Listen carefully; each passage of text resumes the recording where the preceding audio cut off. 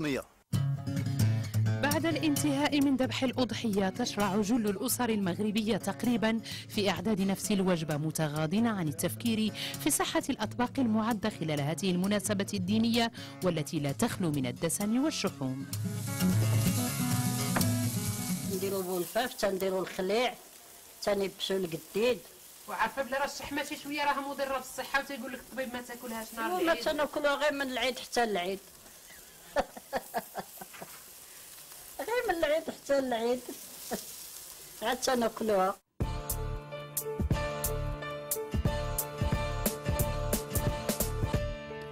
النقرس أو ما يعرف بلاغوت، ارتفاع الضغط الدموي، السكري والكوليسترول، كلها أمراض لا تستحمل الإفراط في أكل اللحوم في هذه المناسبة، وتوخي الحيطة والحذر خير من أن تتلف صحة الإنسان لمجرد انعدام مقاومته لهذه الأطباق خلال هذه المناسبة. عامين هذه باش عرفت راسي عندي الكوليسترول، ولكن ما كنت دايره لا ريجيم لا والو. كيجي العيد تناكل اللحم. دابا هاد الايام هادي حسيت براسي سخفت وليت كندوخ وداكشي. جيت عند الاستاذه ديالي دابا باش تنصحني اشنو نتبع واشنو ندير، واش ناكل اللحم ولا ما ناكلوش. الاستشارة الطبية للمرضى اللائي يعانون من الأمراض السالفة الذكر ضرورية. في عيد الكبير صلحوا لا اطفال ولا الناس اللي اكبر تيستهلكوا واحد الكميه كثيره في واحد الوقت اللي ما كيتعداش 3 ايام اسبوع. هذا كيقدر يشكل امراض اللي مثلا ابسط الامور هي مثلا التخم او الامراض ديال الجهاز الهضمي. دونك كنلاحظوا انه هذه الامراض كتكثر بزاف من بعد العيد.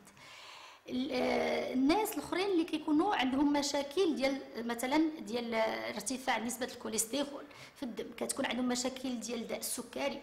كاين الناس اللي عندهم مشكل ديال ليبيريوريسيمي ولا لاغوت اللي كنسميوه بالعربيه النقرس.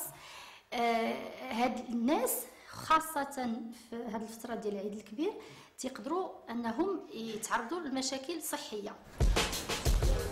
نعلم جيدا أن أكل اللحوم خاصة لحوم الخروف والماعز المعلف بكثرة في عيد الأضحى يؤدي إلى ارتفاع في دهون الدم والكوليسترول، مما يؤثر بدوره على شرايين القلب. لكن للأسف رغم كل التحذيرات بعدم الإفراط في أكل اللحوم إلا أن جنبات المستشفيات تملأ في هذه المناسبة. مرضى السكري مثلا تنقول لهم من الأحسن أنهم يتجنبوا اللحم ديال الخروف. ناخذوا مثلا باش نعوضوه باللحم ديال الماعز الجبلي. تنانسيسي على الناس حيت بزاف الناس تيشريو الماعز العادي اللي تيتعلف، هذاك بحال الغنمي ما ربحنا والو. خصنا ضروري الماعز الجبلي لانه تيتحرك ما تتكونش فيه المواد الدهنيه بزاف. او اللحم الابيض، اللحوم البيضاء يمكن لهم ياكلوا اللي بغا، ولكن كاينين بزاف الناس اللي تيقول لك انا بالنسبه لي ضروري نعيد مع عائلتي بغيت ناكل اللحم ديال الغنمي، ما يمكنليش نقول له لا ما تاكلش. الممنوعات ما كايناش، لانتردي ني بلو ان انتردي، دونك غياكل ولكن غنقننوا ديك الماكله. شنو خص يدير؟ مثلا عندنا لحم الخروف تنعرفوا بان الحمد لله كانت الشحمه تتكون في الجناب، دونك حنا غنحيدوا الشحمه وغناخذوا غير اللحم ديالنا وغنطهيوه بواحد الطريقه اللي صحيه، اللي غنقصوا حتى ديك الشحمه اللي عندنا في وسط اللحم غتنقص لنا. دونك باش نقدروا نطهيوه نقدروا نسلقوه، نقدروا نبخروه، نقدروا نديروه كغيي داكوغ، ونقدروا ناكلوا مثلا النهار الاولاني غناكلوا بحال العائله، ما غنديروش ان بلا بوحدنا، ولكن دائما خصنا الالياف الغذائيه هي الاولى. أغلب الأسر المغربية أضحت بفعل التوعية الصحية التي تظهر أغلب الوسائل الإعلامية على نشرها، أصبحت تراعي جانب موازنة أكل الخضروات مع اللحوم المطهوة بطريقة صحيحة. أول حاجة كنديروا الشوا بولفاف اللي هو بولفاف، وكنتابعوه بنرافقوه بالخضرة، سلطة ديال الخضرة، وكنحاولوا ما أمكن نكثروا الخضرة مع اللحم باش نكون التغذيه تكون متوازنه، ما يكونش غير اللحم بوحده. عندنا طبسيلتنا مثلا ديال الغدا قدامنا، ما غنمشيوش ناكلوا اللحم هو الاول وما غناكلوش غير اللحم بوحده. خصنا النص ديال الطبسيله تكون عامره بالالياف الغذائيه اللي كاينه فاش كاينه في الخضره. الخضره خصنا تكون واحد الكميه اللي كبيره، لحقاش الخضره مزيانه في جوج نواحي. الناحيه الاولى انها تتشبع لنا شويه، تدير ان في ميكانيك على لي ستوما، دونك تيصيفط واحد السينيال للدماغ بان بدينا تنشبعوا. و ميم طون هاد الالياف تتساعد ان عمليه الهضم تتكون بطيئه، في التالي امتصاص السكريات تتكون بطيئه كذلك، وما ترتفعناش السكر في الدم. الأشخاص الذين يعانون من سمنة هم أيضا معنيون بهذا الأمر، فالأمر فقط قاعدة يجب أن تحترم، لا إفراط لا زيادة في أمراض المرء في غنى عنها.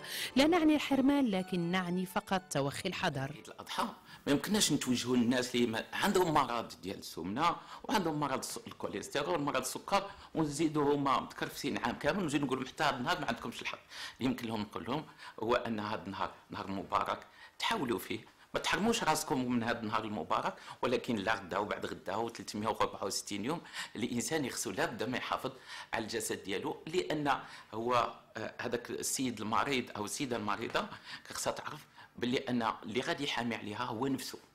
ما كاينش الحميه اللي غادي تحامي عليه، اللي غادي يحامي على راسه هو نفسه، وغادي يعرف كيفاش يوازن ما بين التغذيه ديالو، الكميه ديال الدهنيات اللي كياخذ او السكريات والبروتينات، وبالخصوص الرياضه، لان الرشاقه هي مع الرياضه، وإلا كانت الرياضه لابد ما كيكون محروقات ديال الكميات ديال الحراريات اللي في الجسم بالخصوص الدهنيات والسكريات والبروتينات، وحنا الهدف هو تنقص الانسان من الكميه ديال الخزان ديال الدهنيات، لان هي اللي كتجمع واحد الكميه ديال الحراريات، والانسان باش يعرف باش يزيد في الكميه ديال الدهنيات بسرعه، ولكن باش ينقصهم راه بصعوبه. كنصح الناس اللي عندهم امراض معينه انهم بعد يستشيروا مع الطبيب ديالهم معالج، باش انهم يشوفوا شنو اللي يمكن لهم ياكلوا في ذاك الحولي.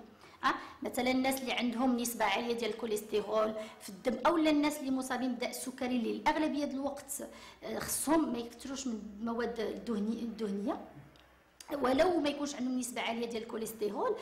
خصنا نعرفوا برا انه الناس اللي مصابين بداء السكري استعمال اللحوم بكثره والدهنيات بكثره كتقدر تؤدي الى ارتفاع نسبه السكر في الدم.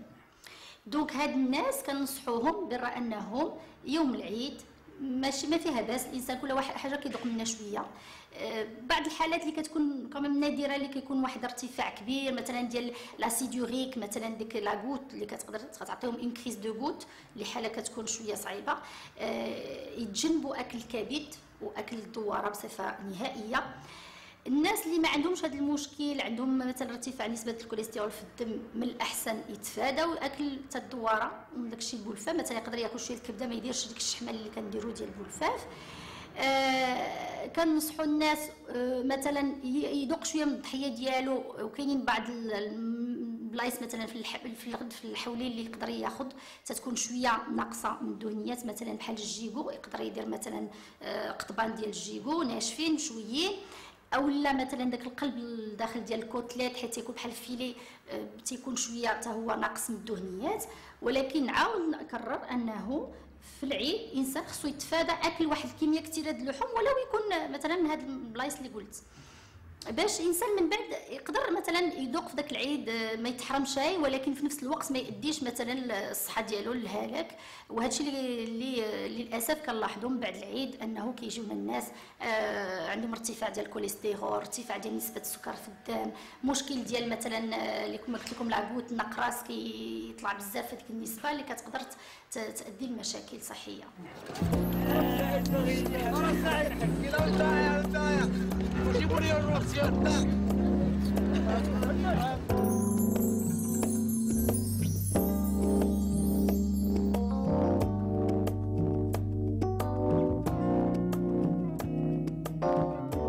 ميمتي دابا عندنا السكر طلع، يعني مشكل كاين في النظام الغذائي، كاين مشكل في الدواء، كاين بزاف. بالنسبه للنظام الغذائي ها هو العيد داخل، شنو ناويه ان شاء الله؟ ايفيتي الحمد لله غنمي ما ناكلوش وما ناكلش السقط وديك مولفاف ناقص، المهم الحاجه كاع اللي فيها اليدام اللي كطلع. وشنو مولفه في العيد؟ مولفه تاكلي الغنمي ولا تتبدليه باللحم الابيض؟ داكشي تاكل بولفاف؟ كناكل بنتي داكشي ديالنا على ماروكان، ولكن دابا هذا المشكل ناكل بولفاف وندير داكشي. ودابا هذا المشكل اللي السكر طلع، ما كنمشي من صلاتي الكعب. ايوا كنودي انا كنودي. دابا ناويه ان شاء الله؟ لا بنتي دابا لا، دابا لا، السكر طلع، الطونسيون كاينه، السمنه كاينه، عندنا مشكل الشرايين يقدر يكون، يعني ضروري اننا ناكلوا. جهاز القلب بعدا وعندي الكوليسترول، يعني المضاعفات كاملين تقريبا وصلنا لهم. وصلت لهم، اللهم لك الحمد الحمد لله. ان شاء الله دابا اللي كنوصي الناس زعما نصيحه مني، الواحد خصو يحاول على راسو، ماشي تيوصل لهاد المواقف بين بنادم كينعس وكيتكرفط على راسو. المهم الحمد لله مازال، الحمد لله مازال امكانك ان شاء الله. كاين الريجيم، كاين الدواء، خص غير الواحد يدير واحد التوازن في كل شيء. دونك دائما قلنا غنبداو بالشلاضه، دونك على حسب الانسان شنو بغى ديك الشلاضه. وعندنا النص ديال التبصيله الاخرى غنقسموها ما بين البروتينات اللي هي اللحم، دونك ديك الساعه نجيو للحم د العيد. دونك اللي بغى ياخذ بغوشات مثلا ديال اللحم ممكن، اللي بغى ياخذ بغوشات ديال الكبده ممكن، ولكن ماشي بولفاف ما غنديروش. كاين اللي مثلا تيشويه وتيحيد الشحمه وياكلو، لا غير تطيبو وتتكون ديك الشحمه تدوب تتلصق لنا. خصنا بغوشات بوحدهم ديال الكبده. الدواره كما قلنا، الراس، الكرعين، هادو ما تنهضروش عليهم، ما يمكنناش ناكلوهم. هادوك لا كليناهم تيكون فيهم لاسيدوريك بزاف، يعني الناس اللي عندهم داء النقرس لاغوت تقدر تجيهم لاكريز. تيكون غني بالكوليسترول، دونك الناس اللي عندهم الكوليسترول تيزيد يطلع، والناس اللي غير ديابيتيك يقدر يطلع لهم الكوليسترول. هادوك المواد يجعلوا ان تنتعرضوا للسمنه. الناس العاديين ماشي دابا كاع اللي مرضين، الاكل بزاف في العيد غير اللحم صباح غدا ليل تيجعلهم انهم يقدروا يتصابوا بالسكر ويقدروا يتصابوا بالكوليسترول والسمنه، الزياده في الوزن، ناهيك على انه يقدر يدير الامراض الشرايين. من العادات السيئة والمغلوطة في العادات المغربية وعند العرب إجمالا عندما نقوم بذبح ماعز للمصاب بالسكري أو أحد الأمراض السالفة، وبالتالي كمية أكل اللحوم عند المصاب تزيد ولا تنقص. الحاجه اللي كنلاحظوا في هذه السنين الاخرى، الناس ولاو كيخافوا بزاف من الحولي. اشنو تيلجؤوا مثلا انه مثلا العائله كتذبح حولي، والمريض ديال الدار مثلا الا كان مصاب بداء السكري او لا عنده نسبه الكوليسترول عاليه في الدم تيذبح واحد معزي ديالو بوحدو.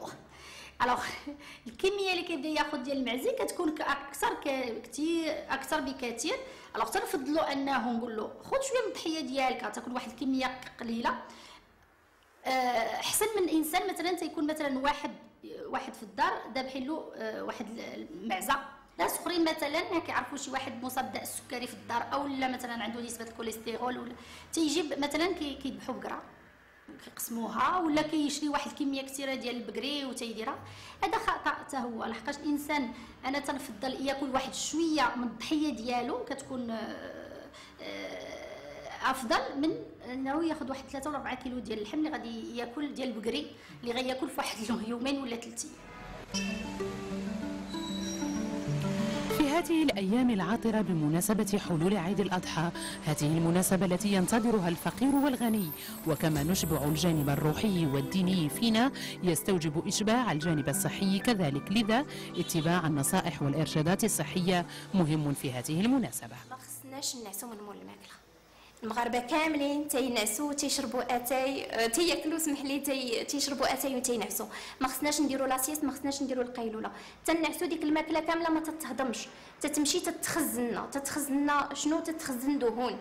كل ما تتكون الدهون في البطن كل ما الانسان تيكون عرضه انه يجيه طونسيون، انه يجيه السكر. اللي عنده السكر تيزيد يضاعف داك السكر وتيختل التوازن ديالو. تنانسيستي عاوتاني على الماء، ماشي غير يجينا العطش خصنا نشربو بزاف. نشربو قرعه، عندنا اطرو ونص لجوج اطرو نحطوها قدامنا نشربوها كامله. كان فينا العطش ولا ما كانش ضروري الماء ما تنتبهولوش، ما تنديروش انه تابع النظام الغذائي الوغ كو هو الاول. الخضر، علاش الناس اللي تياكلوا غير اللحم تجيه لا كونستيباسيون؟ ما تناكلوش الخضره 75 ل 85% من الوزن ديالها هي مياه، دونك تتساعدنا على الهضم، تتساعد الجسم انه ياخذ الكميه ديال الماء. دونك اللي تنأكد عليه هو الماء، وهو ما نعسوش، نديروا الحركه، ناكلوا ماشي ما ناكلوش مع العائله ديالنا، ناكلوا كاملين ونتصدقوا بشويه باش ما يبقالناش بزاف. مناسبة عيد الأضحى تحمل أكثر من محمول، فهي تجمع